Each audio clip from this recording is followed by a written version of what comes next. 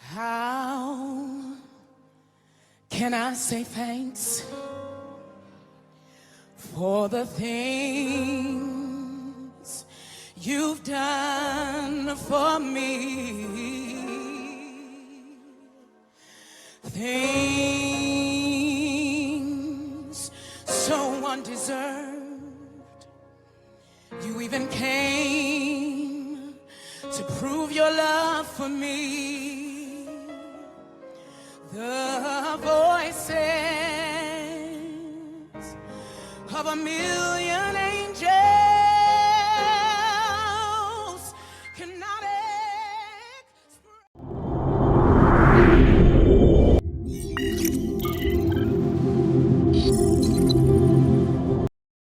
Quem já ouviu falar na Bíblia de uma cidade chamada Decápolis?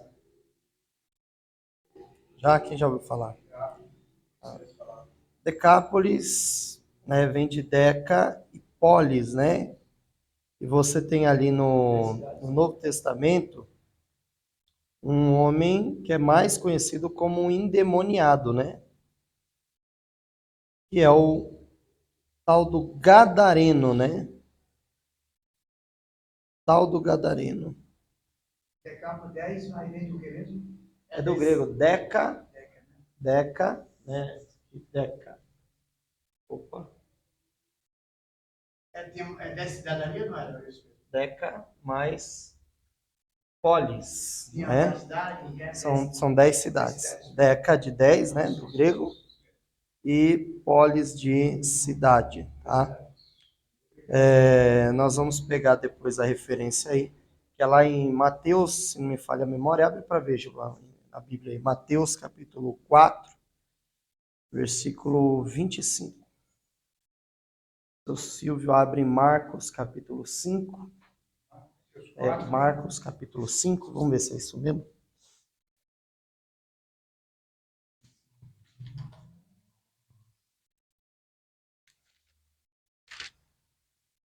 O Mateus fala mais do Testamento, né? Isso.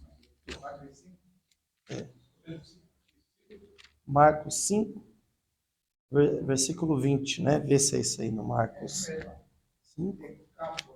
Segura o seu aí que você vai sair na filmagem, Gilvan. Vamos ver se o Silvio achou ali também. Vamos ver? Marcos, né? Marcos, Lucas. O dele é Marcos. Isso. Geraceno aí, ó, capítulo 5, tá? Deixa eu achar aqui. Isto. Chegar à província, o versículo, e foi anunciar em Decápolis. Tá certinho. O versículo seu é o 20, tá, seu Silvio? Vamos lá? Vamos começar? Já coloquei ali para jogar no computador. Nós vamos continuar aí a matéria, né? Pedagogia teológica, né? O Gilvan não conseguiu estar aí na aula passada, o seu Silvio estava, os demais aí, o pessoal que está acompanhando na videoaula, vai acompanhar e fazer todo o acompanhamento, lembrando, né, que as aulas estão lá, né, já estão lá na plataforma, e depois os irmãos podem rever essa aula. E o legal é que é a mesma aula da sala, né? Tem como só falar assim, mas é diferente. Não, não é. É a mesma aula da sala. Grava o professor, joga na plataforma, tá? Então nós temos aqui, ó, para nós darmos continuidade, o resumo da aula 1, tá? Nós introduzimos, Gilvão, o que era pedagogia, o que é, tá? A pedagogia de Jesus Cristo. Nós falamos aqui que Jesus era um pedagogo, Paulo era um pedagogo, Pedro era um pedagogo, né? E nós vemos muito esse aspecto dentro da Bíblia, tá? Nós falamos o que é pedagogia e o que é andragogia, tá? Quando se fala em pedagogia, dá aquela impressão já na pessoa de que vai falar sobre criança, tá? Por quê? Porque justamente a criança, em determinadas fases de faixas etárias, que ela vai desenvolver o aprendizado. Então, sim, o aspecto pedagógico vai trabalhar com o desenvolvimento da criança ao longo dos anos, porque é ali que ela vai desenvolver os seus primeiros aprendizados, tá? Mas quando nós falamos de pedagogia no aspecto pedagógico, por exemplo, nós estamos aprendendo aqui, e aqui não tem crianças, né? Aqui todo mundo adulto, né? Pessoas na faixa adulta. Então nós estamos tendo um aprendizado para pessoas da faixa etária adulta, tá? Então quando nós falamos de um estudo para um adulto, nós usamos uma expressão andragogia, tá? É a mesma forma de pensar quando se fala em pedagogia para criança, porém, andragogia seria a mesma aplicação, mas para adulto. Os adultos irão aprender, desenvolver um método de estudo, tá? E é mais aplicado aí a pedagogia, tá? Tanto para desenvolvimento de crianças como de adultos. O aprendizado, a educação e assim por diante, tá? Nós falamos aí na aula passada que a pedagogia ela está ligada diretamente à educação, tá? Então isso é um fato. Quando você tem um aluno e você tem um professor, você já está envolvido com a pedagogia. Gilvan teve aí 95% aí de chamada em 4 anos, né, Gilvan? Então, em 4 anos de aplicação de estudos que o Gilvan teve, ele, desde que quando começou, já está trabalhando com a pedagogia, tá? A pedagogia, nós falamos aí também do aspecto pedagógico. A pedagogia, ela tem 2 pontos de vista a serem observados de uma forma bem simplificada que eu ilustrei aí na aula, né, passada, que é o método teórico e prático. A pedagogia vai trabalhar com o método teórico e prático. O que isso quer dizer? O que é teoria? É quando nós sentamos, igual o seu Silvio ali está com a Bíblia, caderno, livro aberto, Gilvan, livro, Bíblia, caderno, caneta. Teoria, tudo que vai ser aplicado, estudado, vocês já anotaram aí. Então isso é teoria, vocês estão absorvendo a teoria, o estudo. Então o aspecto pedagogia aluno agora, para vocês, é teórico. Quando vocês saírem da cadeira e qualquer coisa que vocês aprenderam, qualquer estudo aplicado aqui que vocês absorveram, e vocês forem aplicar isso, seja na igreja, por exemplo, quarta-feira, teologia sacerdotal. Vocês vão pegar lá algo que o professor falou e vocês vão reproduzir isso num culto na igreja para um amigo. Você saiu do campo da teoria e você entrou no campo da prática. Então, você teve tanto a teoria como a prática. E a questão da teologia pedagógica ou a pedagogia teológica é trabalhar aqui no aspecto do professor, tá? Então, nesta aula, nós vamos desenvolver mais a prática para a aplicação da prática do que o método de teoria, tá? Se nós fôssemos desenvolver o aspecto do aluno apenas, nós iríamos ficar presos na aprendizagem e de como absorver. Porém, o foco dessa matéria é o aspecto do pedagogo, tá? Como você ministrar uma aula, como você aplicar uma aula, que métodos usar para aplicar uma aula, tendo em vista que todo teólogo, tá? Toda pessoa que estuda teologia, todo seminarista, já desenvolve métodos ao longo do período de estudo, porque você vai aprender oratória, você vai aprender ética cristã, hermenêutica, exegese. Todas essas matérias, elas já auxiliam você a ter um aprendizado, tá? E isso te ajuda a fazer um método de aplicação, tá? Nós falamos aí sobre RMC, registro de memória contínua, registro de memória existencial, aí trouxe a ilustração, falei até aqui daquele celular, né, Sony Ericsson, né? Falei sobre anotar número, hoje ninguém perde mais tempo com isso, por quê? Porque hoje você já tem um celular que tem uma memória aí que faz tudo isso. Então, tem coisas que nós hoje esquecemos. A tecnologia, hoje, ela causa e ela é muito boa, ajuda muito, auxilia muito, porém nós vamos atrofiando a nossa mente. Vamos criando um bloqueio na memorização e isso é um problema, tá? Então, o que é registro de memória existencial? Aquilo que fica gravado na nossa memória, memória existencial, nós não lembramos, mas está lá. Desde que nós nascemos, o nosso cérebro, ele registra toda a informação. Um som, aquilo que você viu, aquilo que você falou, aquilo que você observou, o cheiro que você inalou, o odor que você inalou, aquilo que você sentiu, o gosto, né? O paladar, aquilo que você tocou, o seu tato, tudo isso está registrado. Você não lembra o que aconteceu no dia 23/4/2020. Se você falar assim, o que aconteceu desde a hora que você acordou até a noite, você não lembra. Mas na sua memória existencial está lá, você não lembra. Tá? Aí eu trouxe a explicação lá do próprio Jesus. Ele disse, olha, quando vocês forem levados, vocês forem falar, não se preocupem, porque eu vos farei lembrar. Né? Jesus não podia ter falado, eu vou revelar para vocês. Era mais fácil, né? Ó, vocês vão pregar, vocês vão ser levados diante dos magistrados, vocês vão ser levados a uma corte, e quando vocês forem falar, fiquem tranquilos, porque o Espírito Santo vai descer, se apoderar de vocês, vai revelar, e vocês vão falar tudo que foi revelado. Acabou. Era bom assim, né, João? Se fosse na hora de pregar, mas, ô Espírito Santo, aí acabou. Você prega, não precisa ler Bíblia, não precisa orar, não precisa jejuar, nada, né? Só que não funciona assim. A gente só pode lembrar aquilo que nós esquecemos. Eles já tinham aprendido com Jesus, e Jesus falou, olha, fica tranquilo, na hora certa eu vos farei lembrar. Quando precisar pregar, eu vou fazer vocês lembrar. Aí trouxe até aquela falácia, né, do pessoal que diz assim, hoje Deus mudou tudo. Realmente, pela condição daquilo que é necessário ministrar à igreja, existe a necessidade, se estamos sendo ministrados pelo próprio Espírito Santo, com direção do Espírito Santo, às vezes preparamos um grande sermão, né? O João já está aí um bom tempo na caminhada, preparando sermões, e às vezes quando nós chegamos na igreja, aquilo que nós preparamos para o sermão não condiz com aquilo que Deus está querendo trabalhar no ambiente da igreja. Então é necessário que o pregador tenha inteligência de compreender o que Deus está falando e mudar a mensagem na hora. Só que aquilo que ele vai mudar na hora, e os pregadores assim, né, João? Deus mudou tudo aqui, né? Me revelou outra mensagem. Não, na verdade, Deus te fez lembrar de outras passagens bíblicas, outro tema que condiz com o momento da igreja para aquele culto.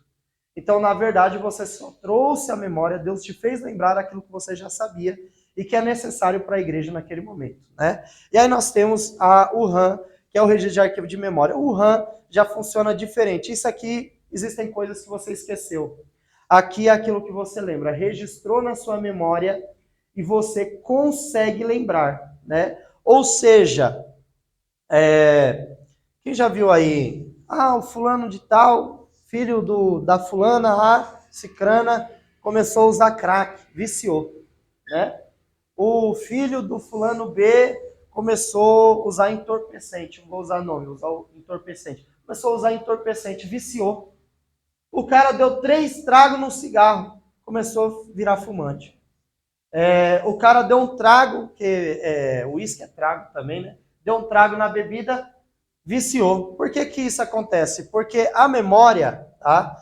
Quando o nosso corpo ele atinge um ápice de ansiedade, tá? Existe no nosso sistema nervoso, no nosso corpo, a ansiedade causa algumas sensações. Eu falei aqui tudo isso, tá?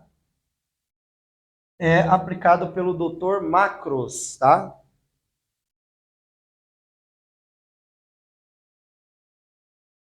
Que é um psicólogo. Esse M ficou meio feio, né? Que é um psicólogo, tá? E ele escreve no seu livro e ele fala sobre os aspectos da memória, tá? Do cérebro humano. E aí ele traz esses 3 fatores que são importantes.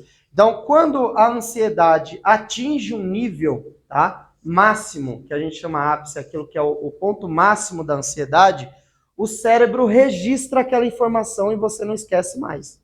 Aí eu falei do batismo. Por exemplo, a sensação que você teve no dia que se batizou foi muito boa, não foi, Gilvan? Você esquece o dia que você se batizou? Não tem como, porque isso ficou registrado.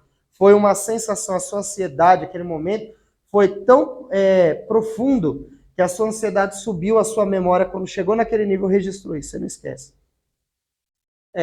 O dia do casamento, né, que é casado, não esquece que aquilo causou, tá? As pessoas que viciam em entorpecentes, álcool, qualquer tipo de vício, é porque a ansiedade atinge esse nível, tá? De sensação E aí fica registrado, a pessoa fica com aquilo, olha, foi bom, foi bom, foi bom. E aí a pessoa acaba tendo uma ansiedade para aquele entorpecente, seja lá o que for, tá? Isso acontece para coisas boas também. Quando você tem uma alegria muito grande, a sensação de amar e assim por diante, como também os sentimentos negativos, o ódio. Por que tem pessoas que têm síndrome do pânico? Quem já ouviu falar em síndrome do pânico? Ou a ansiedade da pessoa causa uma sensação de medo tão grande que a mente registra. A pessoa não esquece aquilo e ela acha que tem alguém atrás dela toda hora. Tem alguém aqui. Não é assim? Síndrome do pânico. Quem já viu uma pessoa com síndrome do pânico, sabe? A pessoa fica com medo, pensa que você está com uma faca para matar ela. Tá? E aí nós trabalhamos na questão da memória quando falamos de RAM. Por quê? Porque hoje nós estamos vivendo aí no século XXI uma efusão, uma explosão, né, de tecnologia. Tá? Se nós comprarmos aí um data show mais moderno, por exemplo, não precisa nem usar computador. Coloca o PowerPoint no celular, liga o Wi-Fi e o professor fica só aqui, não precisa nem ficar ali no teclado mais, né? Vamos comprar um novo desse aí para melhorar, né, Gilvan? Aí fica bom, tá? Então, por causa do crescimento da tecnologia, estamos deixando, tá, a nossa memória mais preguiçosa, tá? Porque não precisamos mais forçar a nossa mente para absorver determinados conhecimentos. Você vê hoje, tinha um aluno aí que estudava, que não vou falar o nome, que vai sair na filmagem, o Gilvan vai lembrar dele. Ele era meio polêmico, deixou até o professor bravo. Ele vivia com o Google na mão. Opa, peraí. Não, mas o Google, não sei o que, o Google.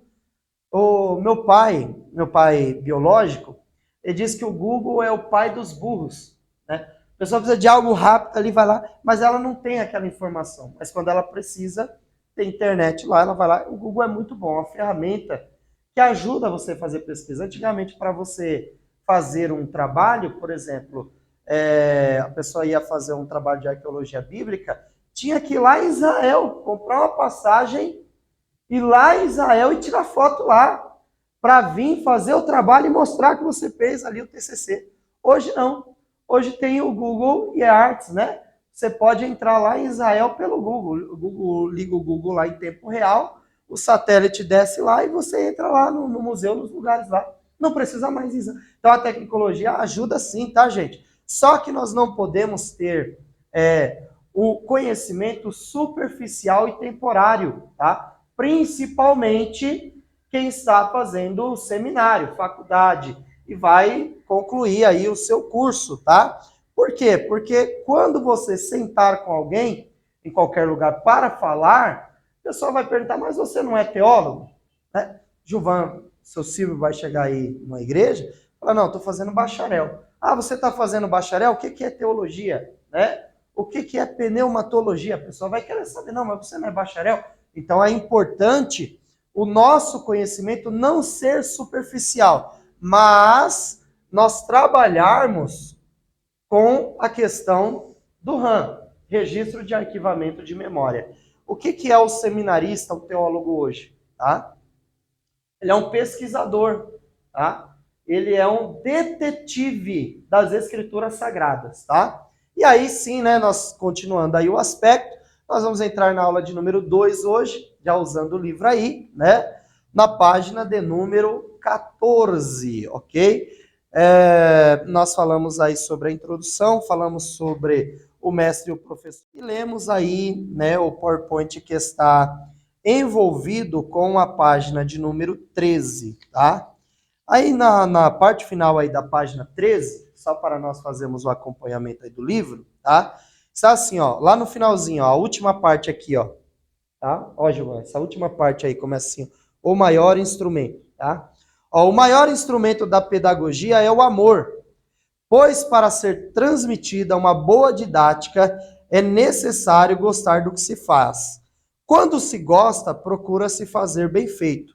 O professor precisa gostar de ministrar aulas e ministrar seus alunos bem, sem discriminação, preconceitos e sem favoritismo. Para isso, é necessário que tenha conhecimento de algumas condições de um bom relacionamento, tá? É importante, muito importante esse aspecto, tá? Na vida de um professor. Lembrando que esta matéria, é a matéria que envolve não muito a questão da aprendizagem, mas do professor que vai ensinar, tá? Eu quero apagar essa parte aqui que o Gilvan perguntou, Decápolis, né? Polis de cidade, né? E Deca, 10 cidades, tá? Segura o texto aí, a Bíblia de vocês estão abertas, né? Eu vou ler aqui, para vocês não fecharem a Bíblia, tá? Eu vou abrir aqui em outro texto, já para nós fazermos a leitura, que é justamente o de Atos. Vocês não precisam abrir, porque já está ali, eu vou fazer a leitura. Vocês seguram aí. Já pode abrir aí na página 14, que é o conteúdo que está na lousa, tá? Atos Apóstolos, né? Capítulo de número 5. E aí nós já vamos começar com o texto. Nós nem oramos, né? Nem oramos, né, Gilvan? Vamos ler o texto de Atos. Vou fazer assim, nós vamos ler o texto de Atos. E nós vamos orar, que é o texto áureo aí, tá? Para essa aula aí, o texto que nós vamos usar. Olha só. Atos capítulo 5, né? A partir do versículo 34. Levantando-se no conselho, um certo fariseu chamado Gamaliel, tá? Ó, Gamaliel, doutor da lei, tá? Ó, ele era, olha só, mas levantando-se no conselho, um certo fariseu chamado Gamaliel, doutor da lei, venerado por todo o povo, tá? Mandou que, por um pouco, levassem para fora os apóstolos. Segura aí. Eita glória, é o trabalho, né? Pode entrar aí, varão. Aí você dá uma escorada aí. Hoje é véspera de feriado, né? O pessoal vai, tá? Ó, vou retornar aqui, tá? Vou ler de novo 34 aí, o Lucas chegou. Mas levantando-se no conselho, um certo fariseu chamado Gamaliel, doutor da lei, venerado por todo o povo, mandou que, por um pouco, levassem para fora os apóstolos. E disse-lhes, varões israelitas, acautelai-vos a respeito do que haveis de fazer a estes homens. Porque antes destes dias levantou-se Teudas, dizendo ser alguém. A este se ajuntou um número de uns 400 homens, o qual foi morto. E todos os que lhe deram ouvidos foram dispersos e reduzidos a nada. Depois deste, levantou-se Judas, o Galileu, nos dias do alistamento, e levantou muito povo após si. Mas também este pereceu. E todos os que lhe deram ouvidos foram dispersos. E agora digo-vos, dai de mão a estes homens e deixai-os, porque se este conselho ou esta obra é de homens, se desfará. Mas se é de Deus, não podereis desfazê-la, para que não aconteça serdes também achados combatendo contra Deus, tá? Então aqui é a palavra de um doutor, tá? Um fariseu que era conceituado pelo povo, tá? Ele era um mestre, um doutor, tá? Nós vamos orar, depois já entramos no comentário, vamos trazer aqui os aspectos, tá? Acerca da pedagogia do professor, vamos falar de Jesus, vamos falar do apóstolo Paulo, e tudo isso vai enriquecer a nossa aula, tá? Vamos orar? Senhor Deus, Pai, queremos te agradecer por iniciarmos uma aula mais na sua presença, queremos te pedir que o Senhor abra as nossas faculdades mentais, e ajuda-nos a compreender melhor e assimilar todo o conhecimento adquirido nesta aula, em nome de Jesus. Amém? Ok? Quando nós falamos de Gamaliel, é muito fácil, né, pessoal? Quando falamos de Gamaliel, é difícil não lembrar do apóstolo Paulo, né? Nós sabemos que Paulo, ele aprendeu, não diferente de muitas pessoas, visto que Gamaliel era conceituado, tá? Nós vamos falar aí na próxima aula sobre a escola que envolve Gamaliel, tá? Mas, quando nós vemos esse texto de Atos, capítulo 5, do 34 ao 39, nós vemos um aspecto muito importante de um mestre, tá? Primeiro, tá? Primeiro aspecto a se observar. O que se observa nessa corte? Quando se fala de Gamaliel, quem pode fazer uma análise rápida? Né? O texto diz que se levanta Gamaliel, um fariseu, né? Um mestre que era conceituado por todo o povo. Qual é o primeiro aspecto que você percebe aí que envolve um pedagogo? Tá? Conhecimento. Conhecimento. E trazer respeito com as pessoas. Respeito. O que mais? Muito bom. Ensina, né? Gamaliel, né? Alguém que ensinava, né? Né, seu Silvio? Quando você olha para Gamaliel, olha que importante. Eles estão numa corte de julgamento. Eles estão ali para julgar, né? A situação B, eles estão ali, os apóstolos foram presos, trouxeram ali. Aí eles queriam fazer o quê? Vamos condenar, vamos dar um jeito aqui, vamos dar um jeito aí nesses apóstolos. Só que aí se levanta Gamaliel. Primeiro aspecto pedagógico que você observa concernente a um pedagogo, a um professor, que a Bíblia diz que ele era um mestre, um doutor, é que ele tinha o reconhecimento das outras pessoas. Então, quando ele se levantou para falar, as pessoas disseram, opa, calma aí, quem vai falar agora é Gamaliel. Por que as pessoas pararam para ouvir o que Gamaliel ia falar? Gilvan falou muito bem colocado, ele tinha conhecimento. Tá? O primeiro aspecto de um pedagogo, nós lemos aí o finalzinho da página 13, tá? O Lucas chegou aí, nós lemos o finalzinho da página 13, e nós já escrevemos aí o que está na página 14 também, tá? Gamaliel, ele tinha o reconhecimento de todos que estavam ali e também tinha influência. Só que quando falaram, olha, quem levantou foi Gamaliel, vamos ouvir o que ele vai falar, tá? Porque Gamaliel, ele tinha conhecimento, as pessoas sabiam que ele tinha alguma coisa para falar. E como ele era um fariseu, eles disseram assim, não, ele também é fariseu, vai falar alguma coisa que vai prejudicar os apóstolos. Só que ele, como pedagogo, tá? Nós encontramos aqui até esses aspectos, que nem estava no script aí, mas se a gente fazer uma assimilação, ó, primeiro, conhecer, ele tinha conhecimento, tá? Era respeitado, ele era aceitado pela comunidade, por aqueles que estavam no conselho, tá? Ele podia exigir algo porque ele teve oportunidade para falar.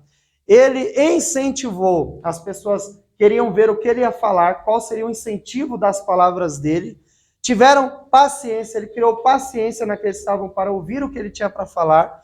E ele tinha dedicação naquilo que ele tinha convicção do que ele ia falar. Porque a expectativa dos fariseus ali era o quê? Ele vai ajudar a condenar os apóstolos aqui. Só que o que ele fala é totalmente diferente, é pedagógico. Porque através do respeito, da aceitação e da dedicação daquilo que ele conhece como conceito, o que é certo, o que é justo, o que é correto, ele traz uma mensagem, um ensinamento muito profundo. Ele diz assim, olha, vocês se lembram o que aconteceu aí? Um tal de Teudas aí que se levantou? O que aconteceu com ele? Né? Ele se ajuntou aí uns 400 com ele e ele criou um mutim aí, só que aí não deu em nada, todos eles foram dispersos. Então,